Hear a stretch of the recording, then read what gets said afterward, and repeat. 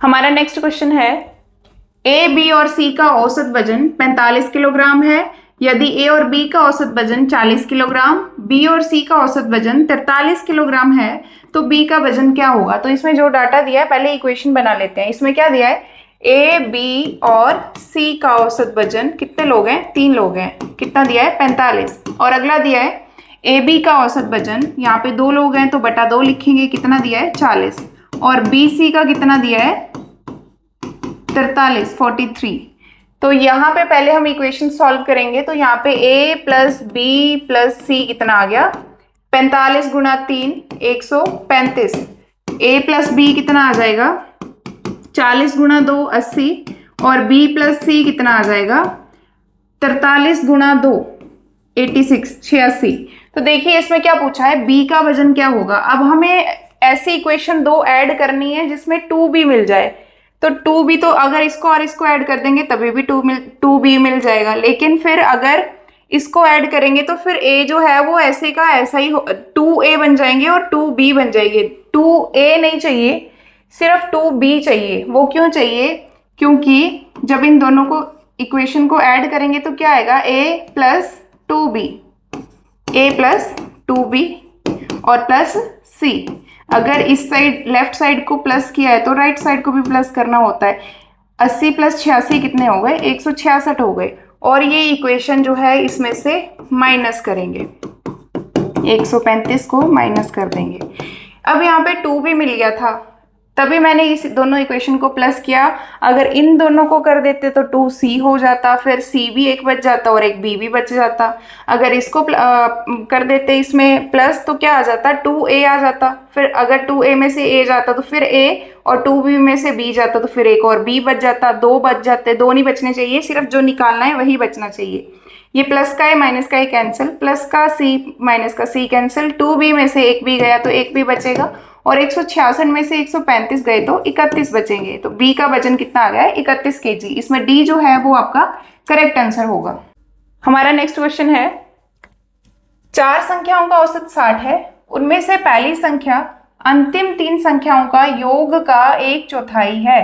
तो पहली संख्या कितनी है, देखो बोला है कि 4 संख्याएं मान लेते हैं a b c d। 4 संख्याओं का औसत कितना दिया है 60। तो ये टोटल कितना हो जाएगा, a plus B plus C plus D plus is equal to कितना हो जाएगा 240 हो जाएगा। जब 60 को 4 से मल्टीप्लाई करेंगे 240 हो जाएगा। अब उसमें बोला है कि उनमें से पहली संख्या जो है वो अंतिम 3 संख्याओं के योग, अंतिम 3 संख्याओं के योग का 1/4 है, ये दिया है। तो 4 यहाँ कर रहा है डिवाइड, यहाँ करेगा मल्टीप्लाई। तो इक्वेशन बन गई 4a is equal to B plus C plus D. मतलब जहां पे ये b plus C plus D लिखा है, यहाँ पे हम क्या लिख सकते हैं, 4a लिख सकते हैं। तो a की जगह a और इन तीनों की जगह हमने क्या लिख दिया 4a। तो कितने a हो गए, 5a हो गए। तो जब यहाँ से a की वैल्यू निकालेंगे, यही पूछा है कि पहली संख्या क्या है। तो पहली संख्या हमने क्या मानी थी a, तो यहाँ से a की वैल्यू आ जाएगी 5 चौके 20, 5 अट्ठे 40। इसमें c जो है वो आपका करेक्ट आंसर रहेगा। आज के लिए इतना ही करेंगे, बाकी क्वेश्चन कल। Thank you. हमारा नेक्स्ट क्वेश्चन है और ये इंपॉर्टेंट क्वेश्चन है। इसमें क्या बोला था कि क्रिकेट खिलाड़ी के 10 पारी के रनों का औसत 32 था। मतलब उसने 10 मैचों का औसत एवरेज था, जो स्कोर वो कितना था 32 था। अगली पारी में उसे कितने रन बनाने होंगे कि उसके रनों का औसत 4 बढ़ जाए। मतलब 10 मैचों का औसत कितना दिया है 32, तो टोटल कितना हो गया 320 हो गया, 10 गुना 32 हो गए। अब पूछ रहा है कि 11वें मैच में कितना स्कोर करे। तो मैच तो एक ही है 11वां, लेकिन अब पहले 10 मैच थे, अब कितने हो गए 11 हो गए। और औसत पे भी फर्क पड़ चुका है, औसत पहले 32 था, अब 4 बढ़ चुका है। तो 32 प्लस 4 कितने हो गए 36। तो यहाँ पे 320 plus x is equal to 36 गुना 11 हो जाएंगे 396। तो 396 में से 320 जब माइनस करेंगे तो आंसर आ जाएगा 76। अगले मैच में उसको 76 स्कोर करना पड़ेगा, तब उसका एवरेज जो है 4 बढ़ जाएगा।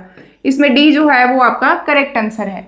तो आप इसको शॉर्ट ट्रिक से भी कर सकते हैं। मान लीजिए कि 10 मैच हैं, सबके पास कितने कितने एवरेज 32 का एवरेज है। एक और मैच खेला गया जिसकी वजह से एवरेज जो है वो 4 बढ़ गया। एवरेज क्या होता है, जो सबको बराबर बराबर मिले। 4 बढ़ गया तो इसके पास भी 36 होगा, इसके पास भी 36, सबके पास 36 36 होगा।